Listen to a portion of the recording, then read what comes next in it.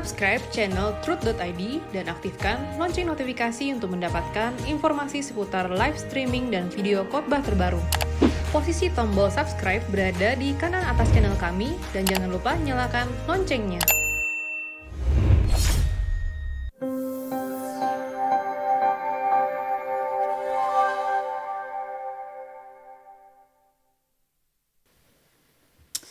Halo Warriors, kita balik lagi ke Questions Answered Warrior di episode ketiga. Kembali lagi dengan Papa Rohani kita, Om Eras. Ya. Sehat hari ini Om? Baik banget. Oke, kita mau masuk ke pertanyaan agak-agak berat nih hari ini Om. Oke. Agak-agak berat. Kita kemarin kan udah banyak, kita mulai dengan pengalaman pribadi Om. Ini sekarang kita mulai dengan pemahaman dan pendapat Om tentang beberapa doktrin dan pengajaran. Mungkin yang pertama ya, simple banget tapi mungkin keep it short aja ya Om. Ada yang nanya dari MDR Kaizen. Kaizen ini nanya, Shalom Om, bagaimana pendapat Om tentang teori Calvinisme dan Arminian? Menurut Om, teori mana yang dapat dikatakan benar ya Om? Dua-duanya itu bisa enggak benar. Bisa enggak benar, bisa benar tergantung siapa yang mengikuti. Orang Calvin berkata Calvin yang benar, Arminian yang salah. Tapi orang Arminian berkata Arminian yang benar, Calvin yang salah. Jadi dua-duanya itu bisa enggak benar. Tapi Alkitab itu yang pasti tidak akan salah. Sebab doktrin itu assumption, assumption, just assumption. Not the truth, the real truth. Not genuine truth, not original truth. Jadi Alkitab itulah yang genuine, yang asli. Kalau teologi itu, pengajaran itu, pandangan orang itu bisa relatif. Bahkan bisa efektif di zaman tertentu, tapi di zaman lain belum tentu efektif. Nah, sebaiknya kita tidak mensakralkan doktrin. Mensakralkan itu artinya mengkultuskan kalau untuk manusia. Mensakralkan itu menganggap suci, menganggap tidak bercela, menganggap tidak bisa salah. Mestinya yang kita anggap tidak pernah salah itu Alkitab. Nah, tapi masalahnya kan proses memahami Alkitab perlu waktu, perlu kecerdasan dan sebuah eksplorasi atau pendalaman yang memadai berdasarkan kaidah-kaidah hermeneutik, ilmu tafsir, eksegesis gitu ya. Jadi saya tidak akan mengatakan benar atau salah di kesempatan ini. Saya hanya mengatakan bisa salah. Tetapi yang mutlak tidak salah itu Alkitab. Maka kita tidak boleh berhenti menggali Alkitab. Kalau rajin mendengarkan khotbah saya, orang kan menemukan kebenaran Alkitab itu. Menurut saya paling benar. Menurut saya loh ya. Orang bilang, wah itu Erastian Pak. Ya jangan bilang Erastian. Karena Erastus pun juga bisa berubah terus. Dulu pandangan saya A jadi A1, A2, lama-lama B bisa. Kan teologi itu juga sesuatu yang bergerak. Namanya juga logia, logos, ilmu. Jadi bisa bergerak, bisa apa ya. Bisa bergerak, bisa berubah maksudnya ya. Changeable ya, bisa berubah. Jadi yang mana yang benar ya tergantung siapa yang memandang. Tapi jangan lupa yang namanya pandangan manusia termasuk konsili ya. Tidak boleh dimutlakkan sebagai kebenaran.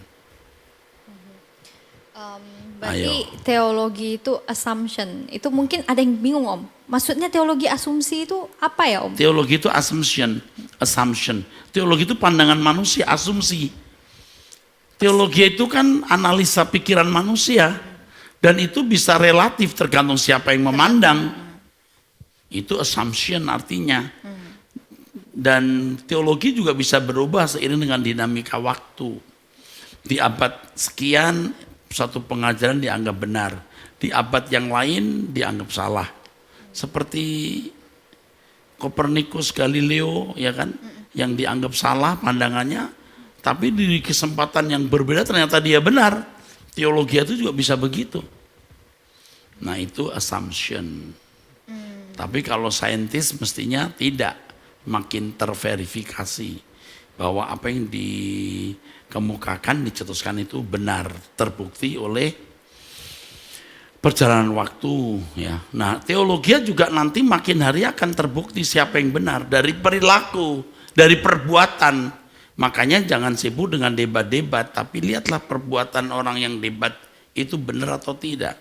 Maka kita lihat di media sosial orang yang banyak bicara, tapi kelihatannya ya sering, bukan kelihatannya, jelas kehilangan kesantunan dan kerendahan hati. Saya kira tidak layak dia untuk bicara tentang Tuhan. Oke?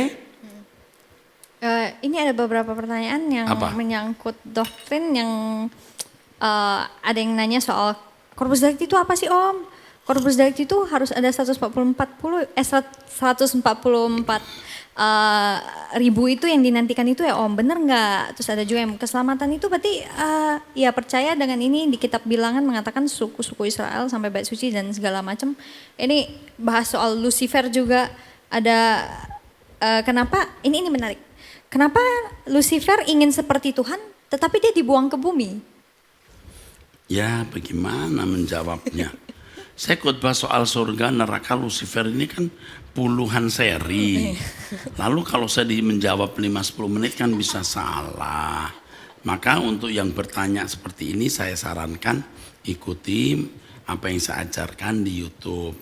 Tetapi kalau saya mau memberikan respon terhadap pertanyaan, 144.000 itu jangan diartikan eksak 144.000. Karena kitab Wahyu itu adalah kitab yang berisi simbol-simbol. Jangan diartikan harfiah.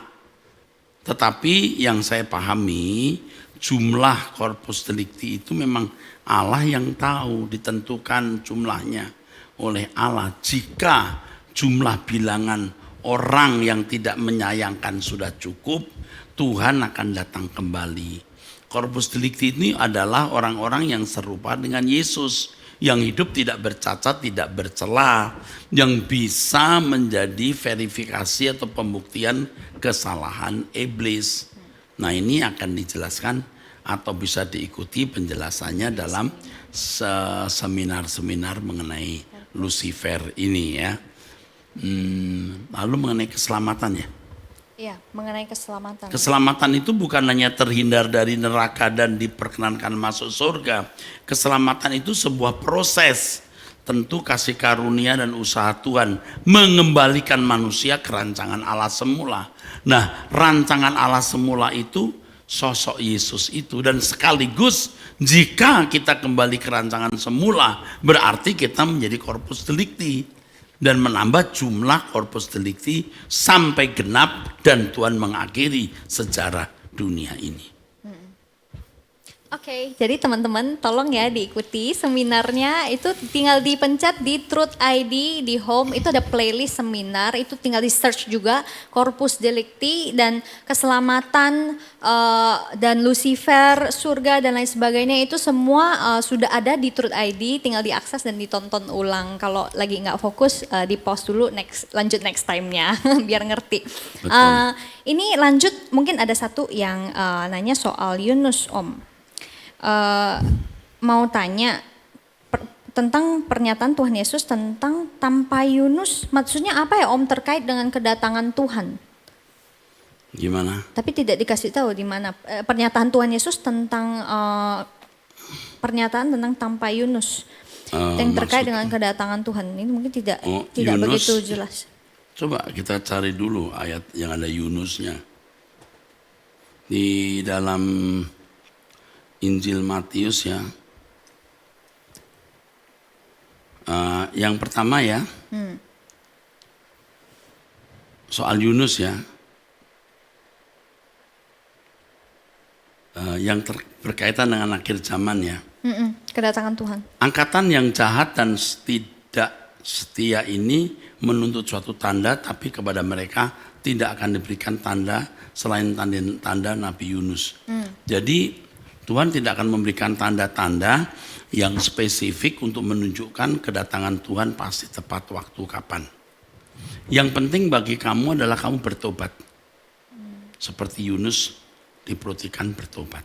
Nah, terus Sebab seperti Yunus tinggal di perut ikan 3 hari 3 malam, demikian juga anak manusia akan tinggal dalam rahim bumi 3 hari 3 malam. Oke, itu nggak usah ya. Nah ini, pada waktu penghakiman, orang-orang Niniwe akan bangkit bersama angkatan ini dan menghukumnya juga. Sebab orang-orang Niniwe itu bertobat setelah mendengar pemberitaan Yunus, dan sesungguhnya yang ada di sini lebih daripada Yunus. Yunus itu mesti mengitari 3 hari kota Niniwe. Tapi kan dia malas, dia ingin orang Niniwe jangan bertobat deh. Dia ingin melihat api turun dari langit menghancurkan kota Niniwe. Kota Niniwe itu kan ibu kota Asyur di mana bangsa kafir tinggal. Yunus itu orang Yahudi. Yunus itu sebenarnya tidak rela kalau orang kafir itu tidak dihukum. Memang kurang ajar Yunus ini. Makanya dia di atas bukit lihat-lihat kapan ya. Dia nggak rela orang Niniwe itu bertobat. 3 hari perjalanan kaki ditempuh hanya 1 hari. Tetapi nyatanya orang Niniwe bertobat. Maka Tuhan di dalam firman-Nya mengatakan orang Niniwe saja mendengar pemberitaan Yunus bertobat. Kamu mendengar khotbah orang yang lebih besar dari Yunus, kamu tidak bertobat, keterlaluan kamu. Jadi kalau sampai kamu dihukum ya itu pantas, kira-kira begitu. Berarti itu juga berkaitan dengan keterbebanan seseorang akan jiwa-jiwa ya Om? Bisa, terkait dengan hal itu ya. Jadi orang Niniwe itu bisa bertobat walaupun tidak mendengar langsung dari Yunus loh. Karena 3 hari cuma dijalani 1 hari, mereka tidak langsung dengar dari Yunus. Yang 2/3 mungkin mendengar dari orang yang sudah mendengar. Itu pun bertobat. Sekarang mereka mendengar langsung dari Yesus, tidak bertobat, keterlaluan. Patut dihukum itu. Jelas? Oke. Jadi kepikiran soal itu, nyambung ke Coba dekat mic-nya. banyak yang bingung Om. Terkadang itu kan melihat, ini kan soal persepsi ya Om.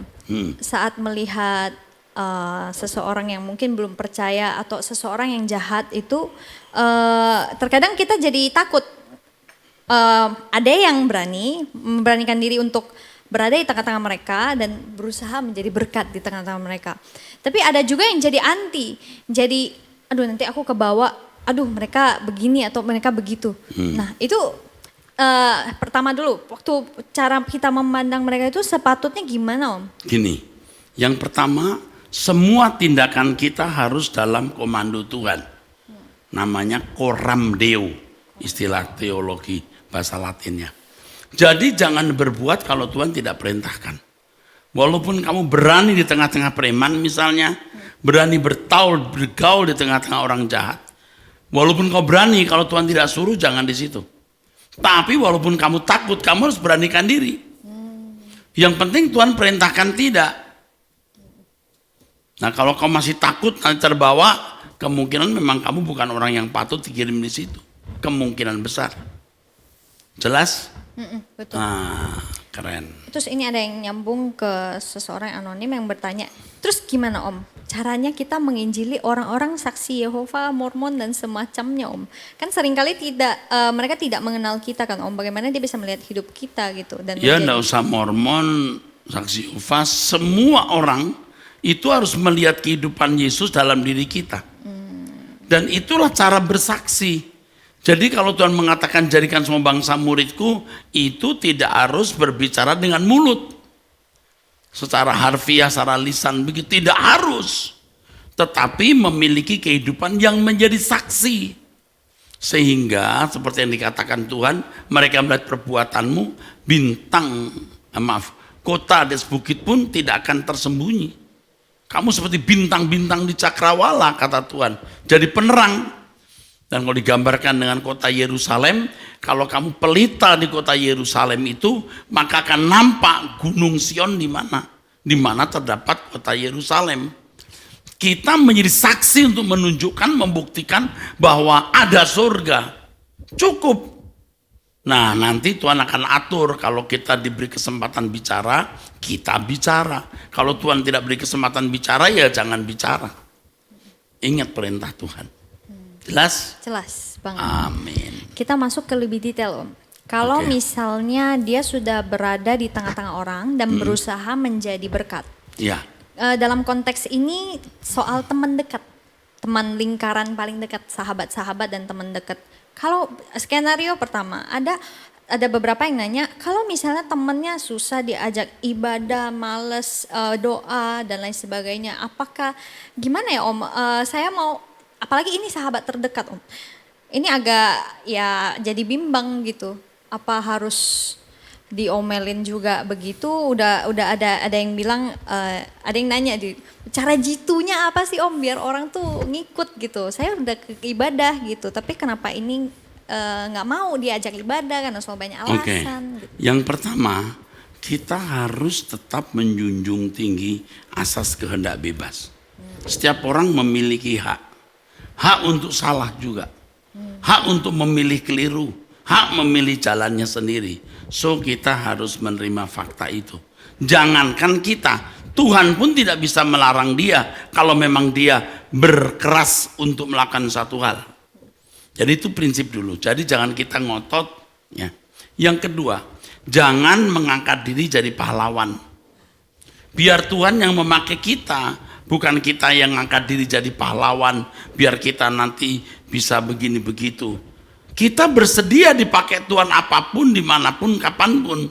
Tetapi minta petunjuk Roh Kudus. Kita itu bagian kita nggak orang-orang ini. Kalau bukan jangan. Tapi kalau bagian kita, kita bisa memenuhinya. Nah, untuk memenuhi yang pertama, moral kita harus baik. Moral. Bukan percakapan-percakapan.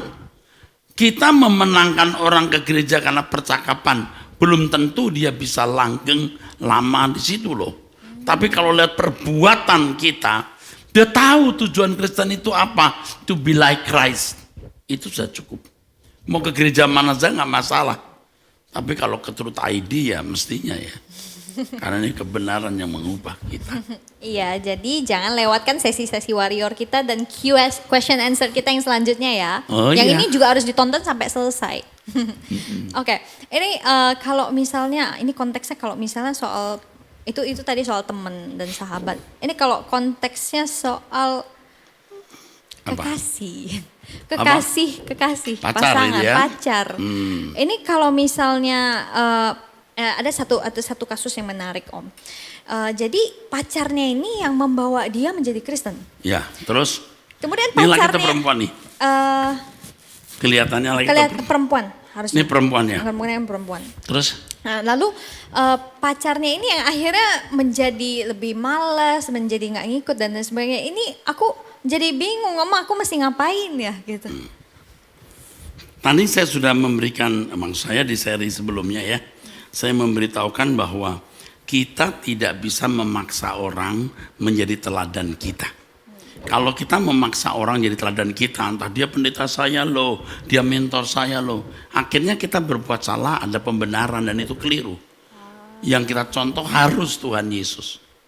Nah, pacarnya ini memang kurang rohani atau tidak rohani, sehingga memang dia membawa ke gereja tapi dia sendiri tidak sungguh-sungguh. Dua, pacar ini sedang dalam keadaan jatuh.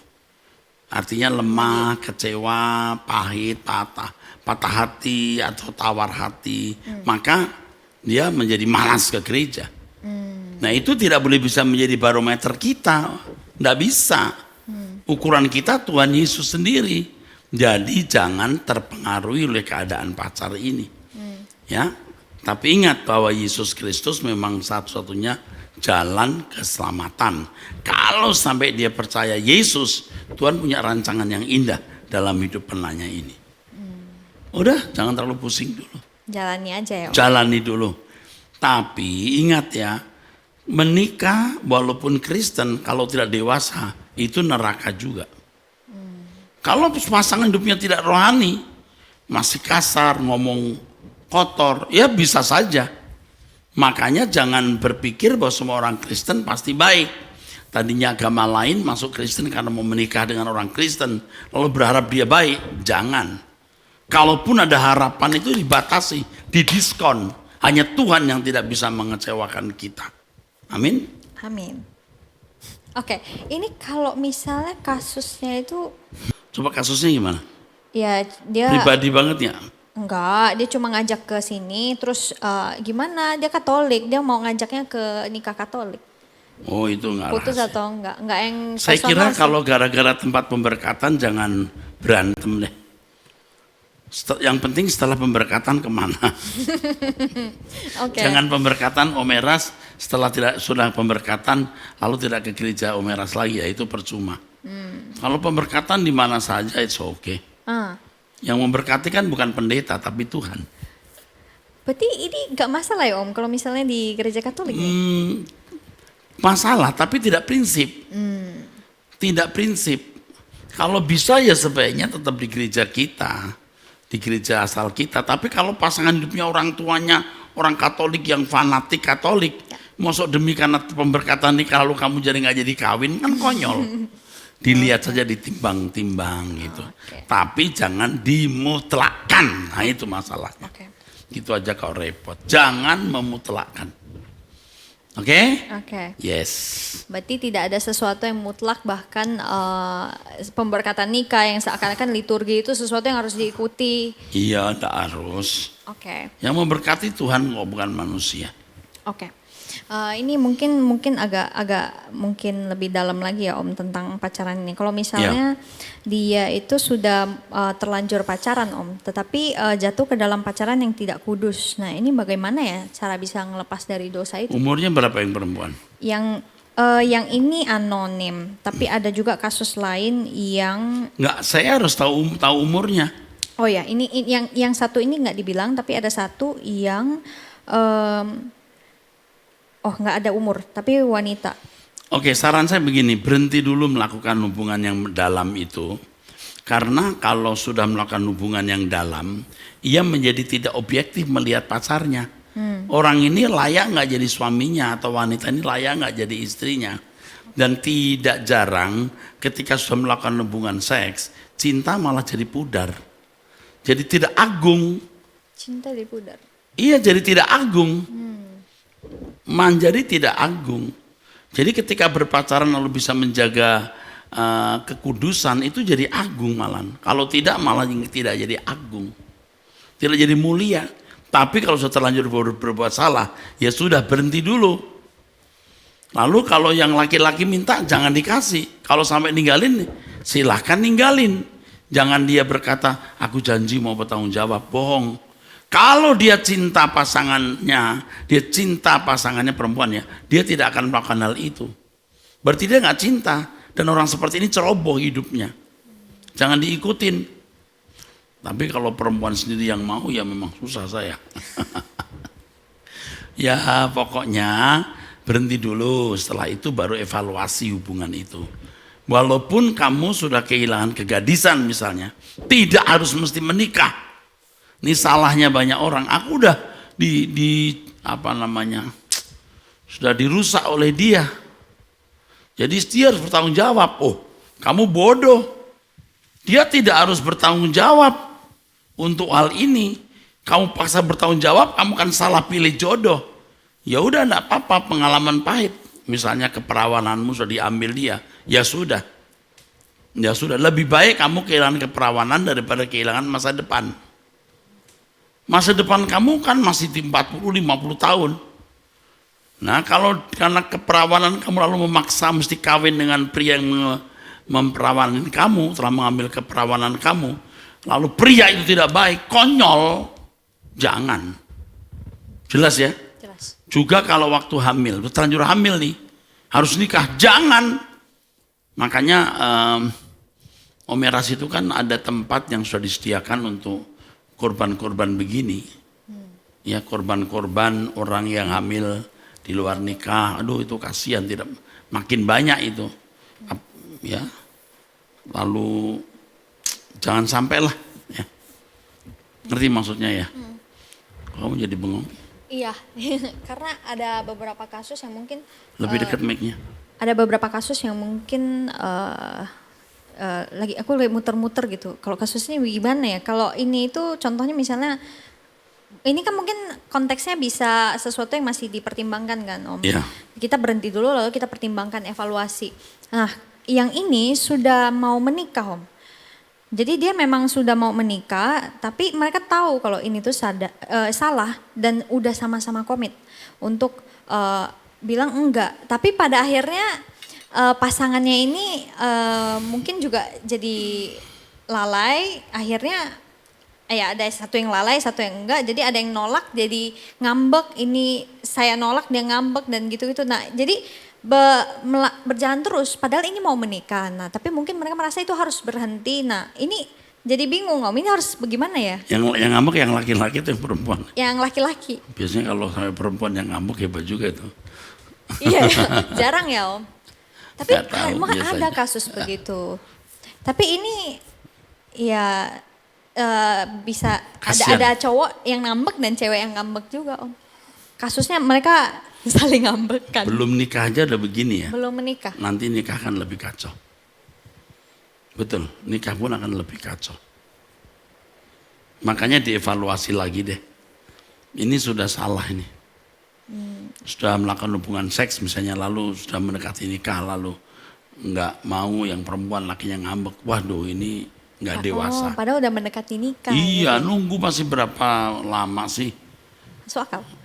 Oke? Oke. Nah, mesti dievaluasi lagi deh, jangan buru-buru menikah dengan orang yang ngambekan begitu.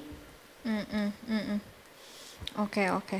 Berarti kita harus itu ya Om, harus jalan komit untuk enggak dan evaluasi lagi kembali. Koram Deo dengan Tuhan. Iya, Betul. iya tanya Tuhan dulu, koram deo. Tanya Tuhan lagi, dia jodoh enggak. Jangan takut, putus enggak masalah. Lalu ikut Omera saja dengar suara kebenaran. Berkemas-kemas pulang, nanti ketemu deh sama jodoh. Tapi umurnya berapa itu? Enggak dibilang. Ya kalau nggak dibilang nggak bisa menjawab. Tapi lebih baik tidak diteruskan. Kalau sampai gara-gara begitu ngambek itu nanti wataknya pasti buruk. Oh tinggal nunggu berapa waktu mau menikah kok. Itu pasti buruk dan itu bahaya nikah sama pasangan seperti ini. Benar-benar bahaya. Untuk hal lain pasti dia bisa lebih ngambekan lagi. Dan itu pasti menyakitkan. Oke, teruskan. Oke, ini mungkin terakhir ya, pembahasan terakhir. Oke. Ini karena kita lagi bahas soal pergaulan bebas, ini kalau misalnya soal seksualitas ini kan memang nggak bisa dihindari ya Om. Itu ada di dalam pikiran, terutama jika itu udah sering masuk dan udah mengotori pikiran gini. Ini termasuk juga dalam ranah dosa pornografi dan yang lainnya. Nah, ini ada beberapa yang memang nanya, ada yang ya nanya, saya tidak perlu sebut namanya, itu nanti pada malu. Ya, nggak boleh. Itu gimana sih Om caranya kita tuh bisa ngontrol pikiran kita? Saya tuh nggak mau mikirin ini, tapi gimana cara kita bersihin pikiran kita yang ada ini? Sebenarnya semua kita sudah pernah mengalami itu. Orang-orang muda pasti mengalami. Pasti. Apalagi Ya zaman hampir sekarang. dipastikan. Kalau nggak mengalami malah kayak dengan Aneh. normal kali. Nah itu begitu kita masuk remaja, libido kita mulai seperti kuda keluar dari kandang. Itu mulai beringas. Harus dijinakkan kuda itu. Nah caranya apa? Ya. Jangan membaca buku-buku atau nonton film-film yang membangkitkan gairah libido ini. Hindari. 2. Miliki tujuan hidup. Tujuannya apa? Kemudian membuat roster jadwal kegiatan demi mencapai tujuan hidup itu. Itu bahasa umum saya ajarkan. Tapi secara rohani ya, orang yang belajar kebenaran dan rajin berdoa itu punya kekuatan batin yang besar sehingga dia bisa menghindari praktek-praktek itu. Bagaimana ya menghilangkan? Oh bisa. Saya berjuang di situ udah bergumul. Caranya gimana ya? Berdoa itu bisa sangat membuat hati kita jadi tawar, jadi bersih. Ya, jadi bersih hati kita. Itu kita alami ya, sudah kita alami sendiri.